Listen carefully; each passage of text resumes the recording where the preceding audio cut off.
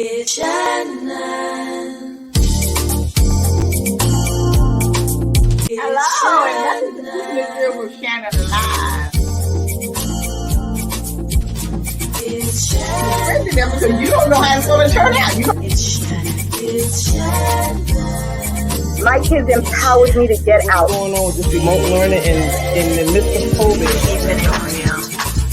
Working for different elected officials, learning and understanding how to put your community first.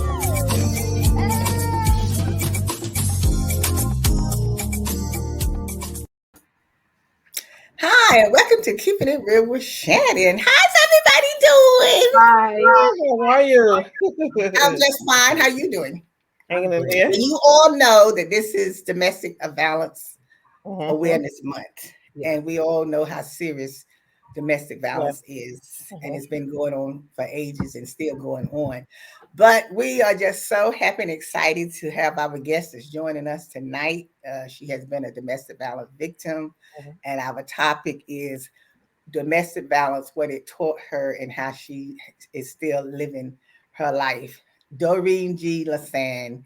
She is a New York City domestic violence advocate. She's the leading voice for victims and survivors of abuse. She is New York born educator who combines her personal experience with domestic violence with her professional experience to bring awareness to this crime. She also wrote a book called Thriver, My Story to Tell, which tells her journey through the dark and dangerous world of domestic violence and abuse into the light of life as she can tell it today. So we want to give her a warm welcome to the show tonight. Miss Doreen G. Lasan, how are you? How Hello, you everyone. doing? I'm doing well. I'm doing well. How We are are you? so happy and so glad that you took the time to join us for this important topic that we know is crucial, and it seems like it's not getting better and it's not talked about enough. You know, the awareness, so women and men is important to Yes. as well can know that there's a way out. So we just well because you was a victim and a survivor. Could you just tell us a little bit about your story? So the short version of my story is that I was married to somebody whose father was in law enforcement. So back then, resources and like really the knowledge and awareness that we have now was not nowhere where it is now. It was a 10-year journey of getting out of it. I suffered through all the different types of abuses that domestic violence is, including the family violence aspect of it. Um, it was a really difficult time. It was a scary time. It was a time of, like I said, living in the dark, a dark space. Um, and it, I just was a different person, right? And so when you look at how I learned to live, people who are experiencing domestic violence as well as myself back then, it's not living, it's not life. It's more like really surviving, not even day to day, but more like moment to moment, depending on, who that abuser is, right? And for me, it was moment to moment to moment, because you just really never knew that moment of how things could escalate and get really crazy. And actually, he almost murdered me 3 times. So, by the grace of God, I'm still here. I'm still alive, and I've learned to live again. So when you got out of the ring, what made you decide now I'm going to speak for other women? Because you really have become a true advocate for women, and I'll say men too, because like I say, they are victim as well. What gave you that strength and the energy to say, "Look, I'm going to do something about this, or I'm So going to try to do something about this"? So actually, I wasn't planning on doing this at all. But I was working at this particular job, and somebody there, we had kind of got to know each other, and they was telling me that I should do it, and I was like, "Nah, I'm not going to do that." But eventually, I decided that what.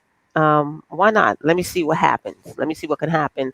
I never anticipated becoming who I did, or looking for any fame or fortune or anything like that. I just got to a place where I wanted to share this information so people would understand what it's like for the person that's enduring the abuse, right? Because everyone outside of the abuse is really standing outside, looking inside. And when you're inside that circle, you see your situation totally different. And it's really hard to explain to people what you are going through or why you haven't left or why you're behaving the way you're behaving, why you're, quick temper, why you don't trust anyone. It's really hard to describe that because in people mind, the people who are standing outside of your circle, even society as whole, your neighbors, whoever, the first thing they say is like, why don't you just leave? Thinking that it's like, okay, he don't punch me in my eye. Let me just pack up my 4 kids and our little cat and let's just walk on out this door. But where was I going with 4 kids and my cat? Like that is so unrealistic, right? And so it just brought me to a place like I had to start looking back and saying,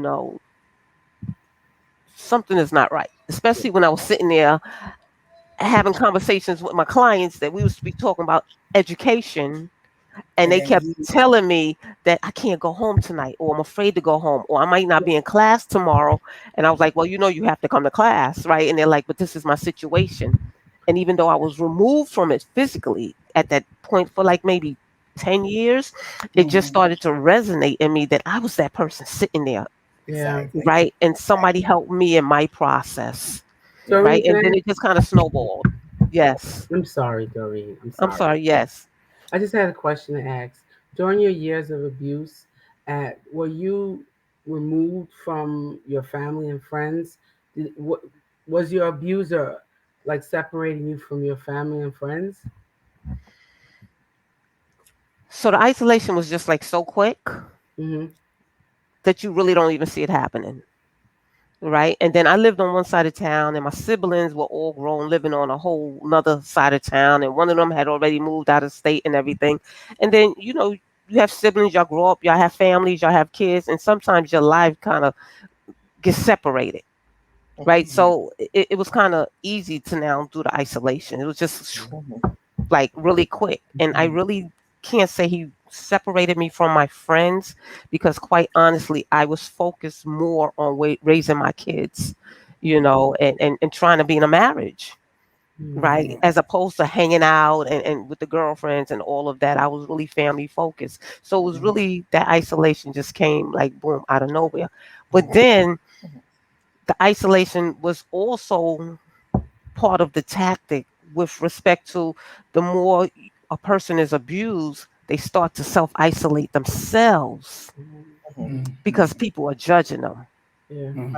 Right? People are blaming them. So after a while, what you do, you don't realize that you're falling into step with what he's doing because now you're isolating yourself, which cuts off all of your help. Right. Doreen, as an educator, you had mentioned something that kind of resonated with me a minute ago. You mentioned that when your students said to you that they can't come back tomorrow, the situation you're in, and sometimes these are red flags, and they're reaching out and calling out for help. And people really don't understand that. Like I always tell people in certain situations, and I always use suicide as an example because we got 95% of people who contemplate suicide want to be saved. They just the people around them don't recognize the signs and symptoms, and that people are actually reaching out for help. Absolutely, I agree with you 100%. But the thing about it is, when they're reaching out for help, right? Now, like you said before, Doreen, there's certain things you can't say to them, about, like you may say to them, well, you can do this and why don't you do that or whatever like that. So you really can't say that to them. So it's like hard to know, okay, so what should I say to them that would convince them that it's time for you to go, that, you have to get out. Number one, you cannot convince anyone to leave, right? Right. Because there are a lot of statistics surrounding domestic violence. I like to keep it real. The average statistic actually is wrong because they're based on numbers that are reported. And the numbers of reported numbers are actually lower than the numbers that are not reported, right? And the number one statistic that shows to be accurate is that a woman is more likely to be murdered at 3 points: when she try to leave, Mhm. within the first year of leaving, and if she's pregnant dealing with domestic violence, right? So it's not about us convincing it. It's like when a person discloses to you that they're being abused, your first response is like, should not be, you should leave, right? It should be, is there anything you is there anything that you think that I can do? Because by saying that, you're empowering them to make a decision. Because Yeah. remember, the average person who's being abused, all of their decision making ability have been stripped away from them. Because domestic violence is not about love and it's not about anger. It's about power and it's about control. And how do you control a person? You remove their ability to make decisions. So if you're speaking with somebody and they disclose to you and they tell and you say, well, how can I help you? And they go, well, I really don't know. But maybe you can, but never mind, I don't know. They are doing that because they are so accustomed to not, number one, making their own decisions, and number two, every decision they make, there's going to be a consequence behind it Mhm. from their abuser. Okay, so So like Vanessa said about when they told you about they couldn't come back to class, and she said, "Oh, well, that's a sign of a red flag." Okay, so if you see that as a red flag, so do you approach the person by asking them, "Are you in that situation?" Or should you just not say anything and just keep an eye on what the person is doing? I would say operate within your lane of expertise. If you don't feel comfortable talking about it, and if there are any other providers in that environment, counselors, therapy, social workers, refer that person to them or ask that person, I have somebody that you can speak to. Is it okay if Right. Yeah. I give them your name? Is it okay? Would you like to speak to them? Right. Everything is really about giving them the option and empowering them to make Yeah. those decisions instead of forcing those decisions on them. And if you don't feel comfortable doing it, then say, can you please give me a minute? And you go back to that counselor, to that therapist, to that social worker, and say, listen, Miss Doe, I was doing a screening for her, whatever, and she expressed to me that she cannot go back home. I think that might be a red flag. I think there might be something going on. Social Mm. workers are trained to now handle those situations.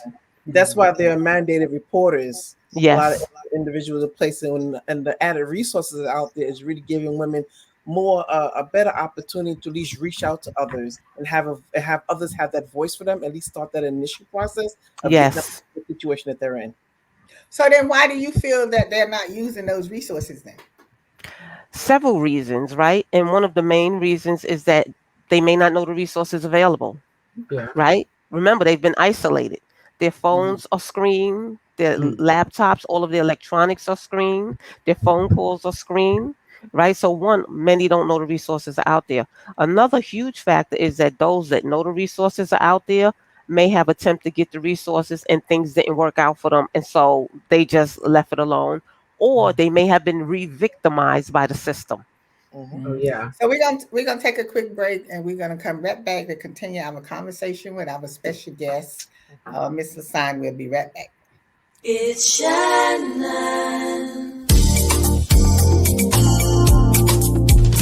It's Shannon. This year, celebrate Vote Early Day. And make your voice heard. Each year, the amount of people voting early grows. And this fall, over 220 million Americans can vote early In person by dropping off their ballot. or mailing it in. With so many options, you can vote when it's convenient for you. Election Day is the last day to cast your ballot. So the question isn't why vote early. It's why wait. Join the celebration and find out how you can vote early at voteearlyday.org.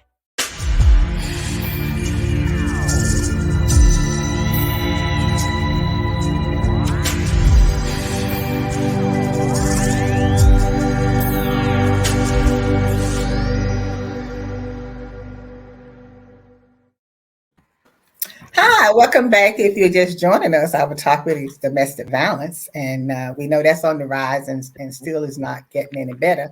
But our special guest tonight is giving us a lot of information. And before, Doreen, you were saying about the three things that you would like for the victims to know. Also, the first thing is that there's help available, right? There is help available. Like we was discussing before we went to the commercial break. Many people don't know that there is help available. The second thing I would like for anybody who's dealing with domestic violence to know is that they're not alone, right? And what I mean by that is that physically you may be alone, but the truth of the matter is that there are many people out here who are doing all types of fabulous work behind the scenes, right? Not everybody is going out to domestic violence rallies and parades and walk. There are people that are working behind the scenes to make sure that the services are there. There are people that, are taking calls 2, 3 o'clock in the morning to make sure people are moved from one place to the next place. And the third thing is that we're here tonight to let you know that we hear you and that we see you, I have a right? And that question. we're bringing you this information to let you know that you are not alone. So And so Doreen, thank you, Miss Lottie, for the show. the question is that we have you said we have the resources out there, and that you feel like a lot of the people don't know that the resources are there. And I mean, what else do we need to do to get it more out there? Because this has been going on for years and years and years, and it's continuing to go on. So how do we get the word more out there that there is resources if someone is in this predicament? Do we need to do more stuff in the media, or do we need to do more conferences to spread? I mean, what do we need to do? Because if resources are out there, why is it so hard for people to know that the resources are there? It's hard for people to understand the resources because when you see the DV stories, number one, when you see DV stories on the news, right? So and so was a victim and she ended up dying and they did an investigation, it's the way it's portrayed in the media. Number one, right? Number two is that we have to hold our elected officials accountable, right? Again, we keep writing, there are all these laws and people keep writing laws, but writing laws are good. Let's enforce these laws, right? And number three is that we can't just have Domestic Violence Awareness Month in October because it happens all years round, right? So Yeah. people are going all out in October. So if I'm a victim of domestic violence, right, and I've been in my situation 2, 3 years, and I only see all of this publicized, we're here for you, and all of this other stuff in October, what happens to who I am the Yeah. rest of the year to let me know that I'm just not an afterthought in October? And I don't just say that from me. I say this from the hundreds of clients I've worked with, the Yeah. hundreds, right, who feel as though they're lost, they're abused at home, right? But then society views them as invisible, right? And what So you it mean? has Okay, to what be do you mean more that way? awareness. Okay, Excuse what do me? you mean that way, invisible? What do you mean, like if they complain about something, or I don't understand. What do you mean in that sense? I That mean, in people a look at sense, them as I'll being give I'll invisible. give you I'll give you an example. You just made the statement that domestic violence is not going anywhere, and it's Yeah. on the Right, rise. It is on the right. rise, and here in the Bronx, it is off the chart. It's the highest in any other borough in the Bronx, right? So those are Yeah. facts that we know. So we know that domestic violence is high in the Bronx, but we promote all of these other crimes that are happening in the Bronx, but nobody is really speaking about let's pour more funding into DV. Let's get out there and really do a campaign, not just to make the victim, the people who are being abused know what domestic violence look like. They know what it Right. smell like. They know what it sound like. They know what it feel like, right? What about the people who don't know? That really should be the target market, the people who Yeah. don't know what it is, the people who don't understand what it is, so that they will know, so that when somebody come to them with a red flag or somebody disclose to them, if they don't want to get involved, at least they can resource them out, right? Because they'll be able to recognize what they're Yeah. dealing with, right? But feeling invisible means that when I look at the news, I know there's domestic violence going on. Everybody knows that Right. person in that particular building or that particular block, but nobody's talking about it. So if you're not You talking mean about what's you mean happening to me, I feel individuals? invisible. You mean individuals like us need to learn more about it. So this way, if we see something going on, we'll better understand how to assist that person. Yes. But you know what, Uh, Lottie? I don't want to. I don't want to be a misconception that people just think domestic violence is something physical. You have emotional. You have mental. verbal is just as bad as physical. These are all domestic Absolutely. violence. Yeah. Yeah. Looking at the climate of what we have today with our young youth, a lot of these young girls are in spaces and Yes. places with much older men, and they don't know that they're could be potentially in domestic violence situations. So how do we really reach out to those young individuals that are in these type of situations? Yeah. So, I'm kind of old school, right? And I think that's a conversation the parents really need to be having with their young girls. Yeah. We can't leave everything for the school system and the service providers and the after school program and the community organizations to do. We have to be accountable as parents to have these conversations. And I get teenagers are hard to raise, right? I had 4 of them in my house at one time, right? So now they're 30 through 39. They're grown up. So I get how difficult it is. But sometimes what happened when our children is dating, right? Mhm. We're too quick to be mom when something go wrong, as opposed to, and I'm not saying take your mother hat off, right? Because I never did. Like, I was cool with my kids, but I ain't your friend, right? But Exactly. being Right. cool with Exactly. them, Exactly. means that you can have a conversation with them, and sometimes what they say to you, you don't want to hear it, but in order to help them, you have to be able to receive it. Right. And Right. so if Right. somebody's daughter's coming home and she kind of bruised up, or her attitude changed from being just nice, sweet, and always compliant, and now she has this attitude, and she Right. done changed her hair, and she don't want to socialize with nobody in the family, those sometimes are red flags of domestic violence, that she's being abused. And I'm gonna give you a Validate. statistic that Dr. Vanessa, that a lot of abuse that is happening to our young people are happening in school. Right. Yeah. Right. It's happening in Right. school. So when we're talking about our young girls dropping out of school, their grades are falling and everything, that's because the person that's abusing them, whether it's physically, mentally, sexually, as well, it's happening in school.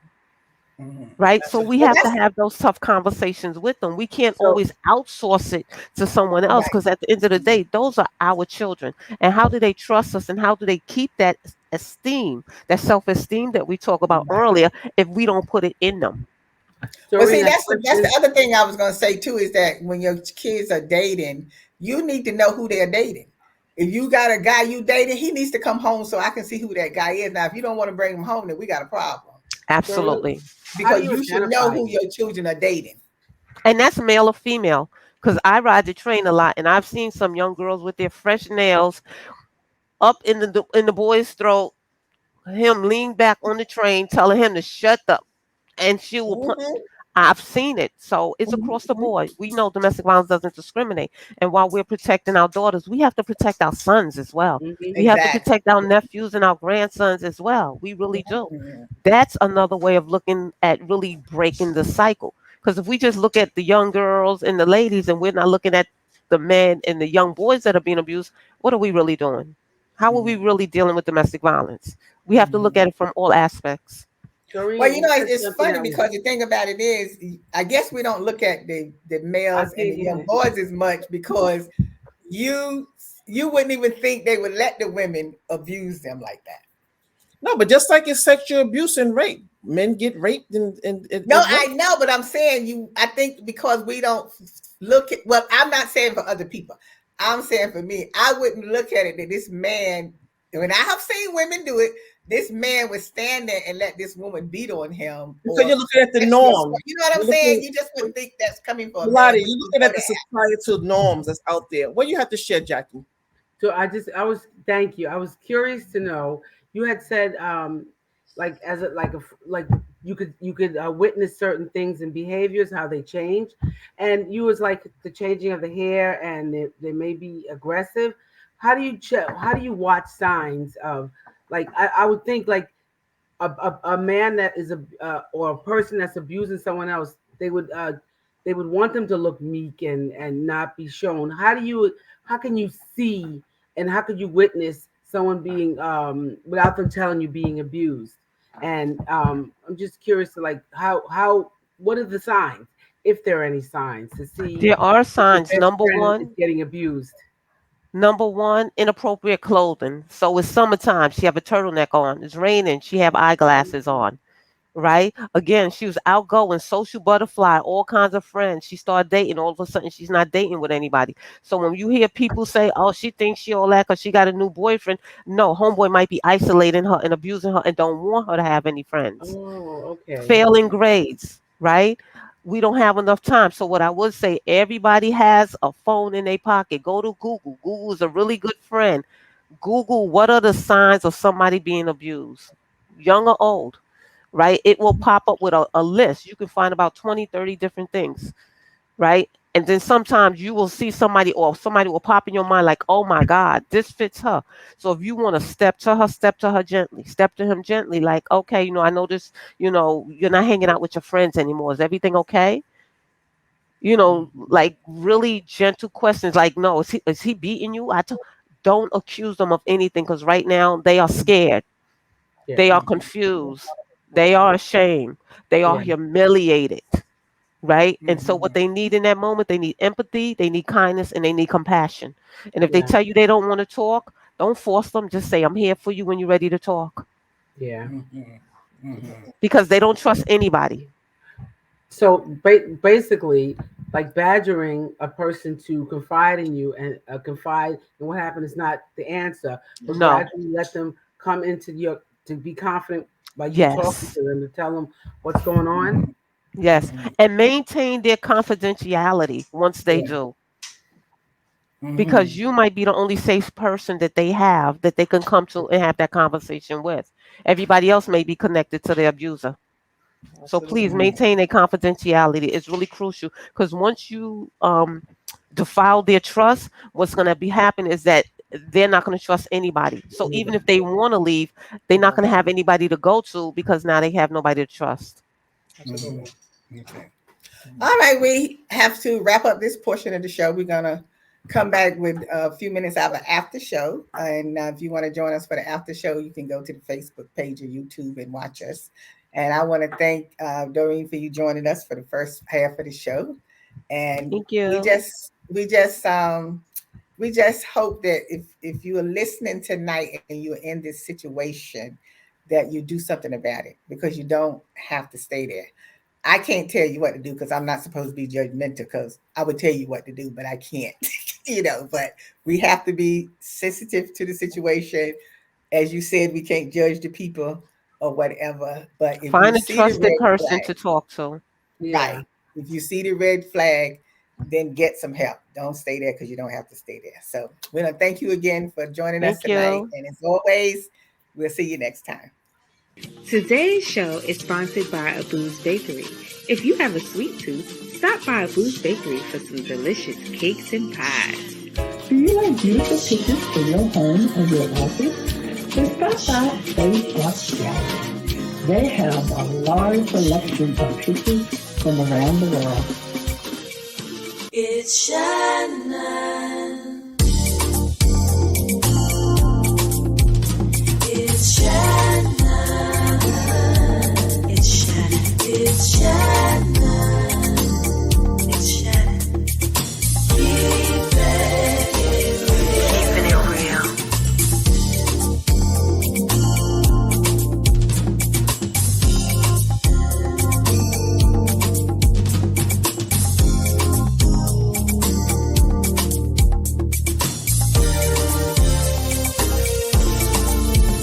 It's Shannon. It's Shannon. It's Shannon. We are back for our after show. Thank you for staying around, Doreen. I have a question I do want to ask you. Since you have been a victim and a survivor, do you think that when people get in this situation, before they get in this situation, do you think there's any way of them avoiding themselves getting caught up in this situation and becoming a victim? Well, Or it's it really just comes on difficult. and they wouldn't know?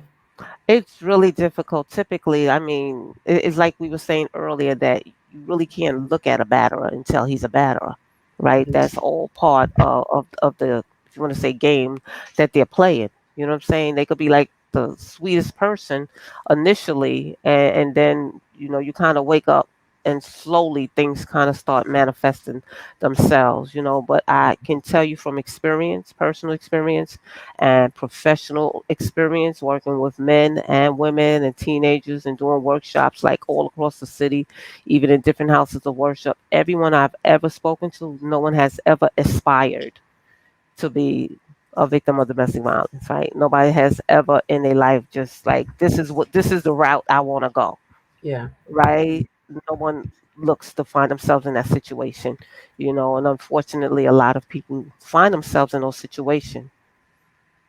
Yeah. Yeah, unfortunately, like you say that you start off things and things are good. You spend so much time, you have time and energy invested, and then you start having kids. The next you know, it's a repeated cycle, and you find Yeah. yourself with no way out. And what they do, it's like a process. They start getting you isolated. They start controlling you. You start finding excuses of the behavior. You start finding if they're Yeah. doing, if they have alcohol, they're drinking, or they out and here and there. And these are things that, unfortunately, that people hope that will go away, right? Oh, this is just a temporary situation. But let's definitely, well, 5 years is in, 10 years is in, and now you're at the point of no return, and it can really become detrimental in the long run. Yeah, and then the times we're living in now, housing is at a premium, right? The rent Yeah. is too high, right? And so even those who are in that space where they can walk away, where are they going? Right? And Because not everybody wants to live in a shelter.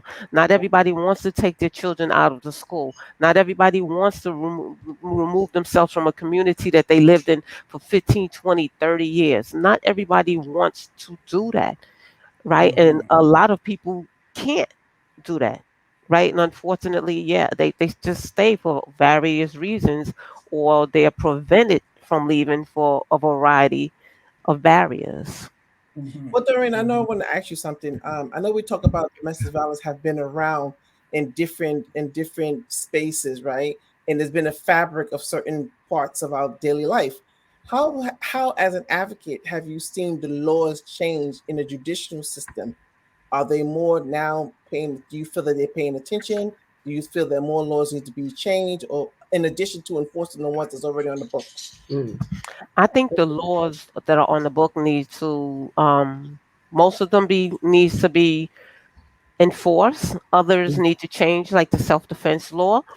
The greatest change I've seen really happen within the NYPD. They have so many new mechanisms in place that they did not have even 5 years ago. For example, they have where you can text 911. If you're in a domestic violence situation, there was a time where they did not even have domestic violence officers, right? And so they have a whole domestic violence Yeah. unit inside all 77 of the precincts, right? Their response is now differently because their officers are actually trained to understand the concept of domestic violence. They're trained to understand why people don't leave, right? They're now really trained for this particular space, this particular crime.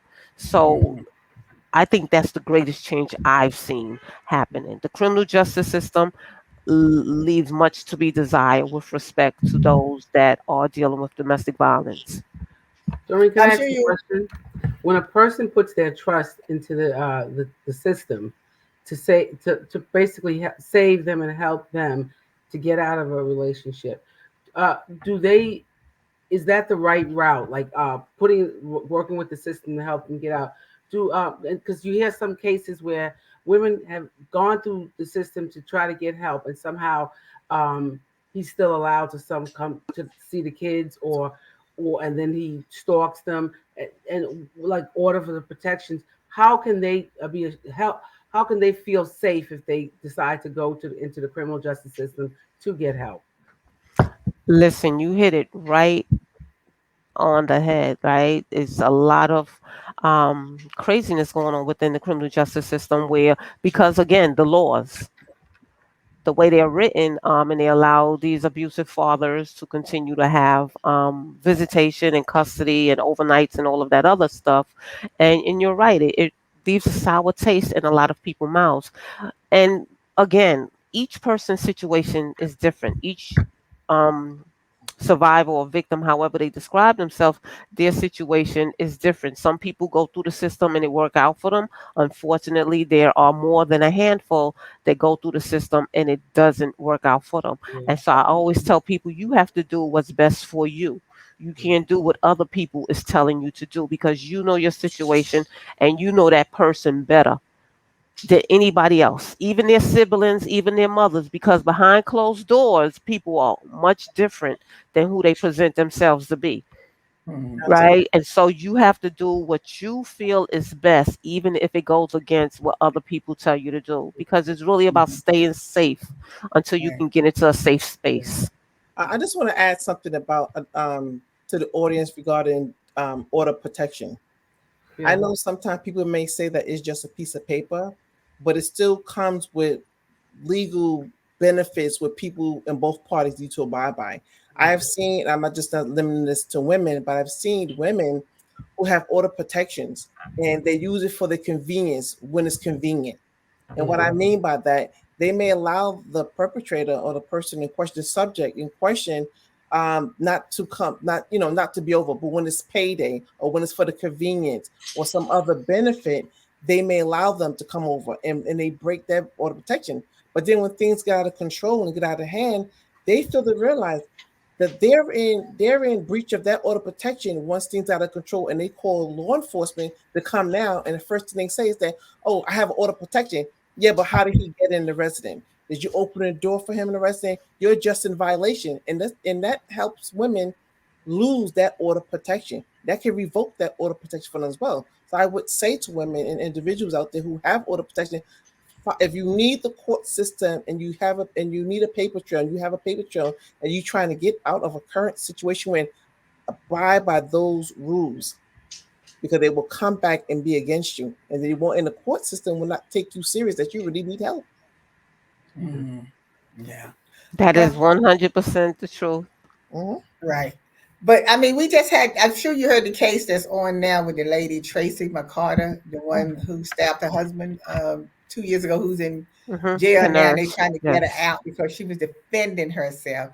But they are looking at it that even though she might have been defending herself, that she still killed, the husband because she was being constantly abused by him. So I guess this one point they were fighting or whatever, and she stabbed him. But that's the way they are looking at it, is that just because she was defending herself, it doesn't mean anything. So I mean, the law seems like it's just all screwed up. Yeah, that's Yeah. something would be an issue. To know that I'm getting my abuser, I'm doing what I need to do to stay alive to keep my abuser off of me. And if he subsequently gets killed, I go to jail. So a lot of women would like, probably I don't want to do anything because I might go to jail. So I just don't understand how they can a person that's being abused would want to believe that they're safe with all the laws. And that's Right. something I was speaking to a little bit earlier, Mhm. when I said that, for a lot of people, they feel trapped because of how they view everything that's going on with this particular case, with other cases that were similar to it, with all of this other stuff that's playing out in the media. But domestic violence awareness is only about October. So it's kind of like they're being trapped almost by society, right? Mhm. Because of how society views victims, right? And then when they see another case playing out in the media, how that person is treated will absolutely, Jacqueline, Right. deter another victim from coming forward Right. and getting help, or Yeah. even trying to protect themselves in that moment. But Well, I Doreen, mean, you it's mentioned just like, something. I'm sorry, you mentioned something earlier. I just want you to elaborate for the audience of how that self-defense works and how it does not work in here in New York City, since you're Yeah. advocating out there and letting people know what is the difference. So I think it's under New York State, if I'm not mistaken, the self-defense law is that you can only use enough force to get a person off of you and to get away. So anything more than that is considered excessive force. So, for example, if I'm being strangled and I take something and I bust the person in the head and they pass out or they die, they don't consider that self-defense. They consider that excessive force, right? So even if I'm 5'5", so if he's 6'5" and I hurt him more than he hurt me, I will actually go to jail because I use excessive force That's under the just law. absurd. I don't make the rules. I don't make the laws. But I just keep saying they need to be changed. They that's need to be exactly. enforced. See, They this need to be changed in a manner reviewed. that they are Mhm. victim Yeah, friendly. They're you not should think victim friendly. They're not I'm victim friendly. I'm in a situation where he is killing me. He is choking me, and I reach and grab something, and I do it to get him off of me, and he subsequently dies. That that would make someone say, "I can't. I'm scared because I have a I fr- don't ever." I have a Yeah, friend. I can't leave my kids. Yeah, I have a friend that kind of happened to her. Her husband was tussling and everything. He accosted her. It was been going on for a while, and when she slapped him, she ended up scratching him. He called the cops. When the cops came, she wanted him arrested. He wanted her arrested, but she said, "Well, he was strangling me," because they didn't see any marks on her neck. They really didn't want to arrest him, so he was like, "Okay, so cross complaint." So they both end up going down to central bookings, but because he had marks on her, on him, she got charged with a felony. Well, that's because they couldn't determine who was the primary aggressor on the Yes, scene. and that's what I was trying to explain to her. So she's totally distraught because she's like, because there was no marks on my neck, Mm. I'm being charged with a felony. He's getting charged with a misdemeanor Right. assault. But Right. can you He is getting charged with a misdemeanor assault, but Yeah. she's getting charged with a felony assault, even though the kids are saying no, he attacked mommy. So And that's it's the even screw up. designed to That's help where you. so that's where the laws are not victim friendly, because you have a witness in the home, which is the child, saying that the father attacked the mother. But because the father have the bruise, the mother's getting charged with the felony, even though she did not start the Okay, so can altercation. you elaborate how important it is to keep a paper trail? It is very important to keep a paper trail, picture trail, Mhm. go to the doctor, let the doctors make notations of it. Call 911. If you don't want to call 911, call Safe Horizon. Keep a log of everybody you talk to. Everybody you talk to. Keep a paper trail. I don't want anybody to lose their life. I don't want anyone to end up in a hospital. But if you feel that one day you might get to that point where it's time for me to go and you need to Yeah. prove your position, you have a paper trail, right? Here's a quick one, right? There was a woman on Oprah many years ago when she was still on TV. The husband was abusing the wife. The wife will go to work bruised up, and one day her supervisor noticed that she had bruises, so she just started marking on her own personal calendar. She came with a black eye. She came with bruise on her neck, and she Yeah. kept making these notations, right? And then unfortunately, something happened. The wife ended up killing the husband. How did she get off? Because the supervisor had Was kept keeping it. records of her Kept coming notes. to work Right. bruised. I fell down the stairs. I bumped into the wall. You know, all of the excuses that they make of have they got the bruises and everything. So she was able to not go to jail because somebody else had kept a record of her coming to work in that condition, right? So it's very important to journal what's going on in terms of, documenting it, and pictures are fabulous. Go to the doctor. You know what I'm saying? And if you can't get to the doctor, you do a selfie and you email it or you text it to somebody, and then you delete it from your phone so that there's no evidence. And I know that we Well, may have some abusers watching as well. yeah. And my hope and prayer for them is that they will get help, because, in a sense of speaking, many of them come from those households where there was violence. And as Dr. Vanessa said, children learn what they live. Exactly. Well, thank you so much for staying behind and talking to us a little bit longer. You're welcome. I Thank just you. say that the laws have to be changed all the way around, not only for domestic violence. I mean, just the regular Yes. laws of the criminals now with this new reform bill where you can go home and wait for your trial, and while you're home, you killing somebody else or beating up Yes. somebody else. I mean, and they want this. They don't want the bail law changed, like updated or whatever, because I don't understand this. How can someone have a rap sheet as long as I don't know what, and can do something and then end up going home to wait to go to trial, and then they do something to someone else and someone else is killed or whatever. But the So it's people just who are making the people who are making the laws with respect to that, these crimes are not being committed in their neighborhood. Absolutely. exactly. Yeah. They're in our Exactly. neighborhood, so it A really whole did not other make us. story. So that did not make us safer, right? It's a whole No. nother story. But Yes. bail reform has also impacted victims of domestic violence as well. Exactly. Yes. Because Exactly. they And get right out. They're right out. we too And they mad now. have to They're stop coming home killing mad. each other. We got to stop Yes, this. I We got agree. to stop killing each other. And this and the one that got shot up there at the supermarket, at the Food Town supermarket on Fulton in Brooklyn Avenue. That's my neighbor. She lives 3 doors down from me that she got shot and stuff. Coming out of the supermarket, waiting for the bus to go home because 2 guys are arguing and with each other. And then one pulls out the gun shooting at her. Like, what is this? I mean, in the day, you used to fight with your fists and beat each other up or whatever. Now everybody wants to pull out a gun and a knife to stab somebody. And when you start shooting, you don't know who the you're new going to evolution. It seems like it's getting worse and it goes up a Yes. level each time. Now, before it was fists, then it moved over to razor blades, then knives, then guns, and now it's just right now it's at guns. I have a dispute and I'm going to shoot you. Exactly. That's what I'm saying. But we need to stop this. We don't have to shoot each other.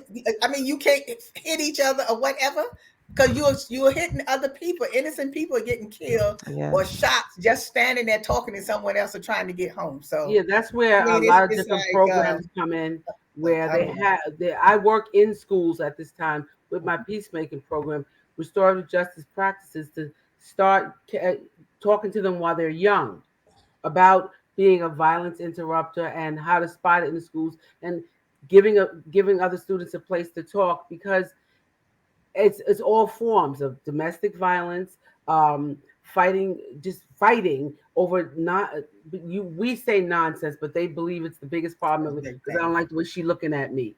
So it's just get them while they're talking to them while they're young and letting them know that there's help out there. Yeah. Well, thank you, Doreen, again, and thank you for the good work. Thank you for the good work that you were doing, and keep the good work up. And anything going on that you need our help with, you can always, call us and let us know. I appreciate that. What's happening, everything, with your program and your book and stuff like that. So thanks again, and thank you, ladies. Thank you. Thank you, Yes, ladies. thank you. And, thank you all for watching tonight. And remember, if you are in this situation, there's a way to get out. There's a way to get out. You don't have to stay there. So thank you for joining us tonight, ladies. And as always, thank you. We'll see you next time. Ready. Good night, everyone. Stay safe.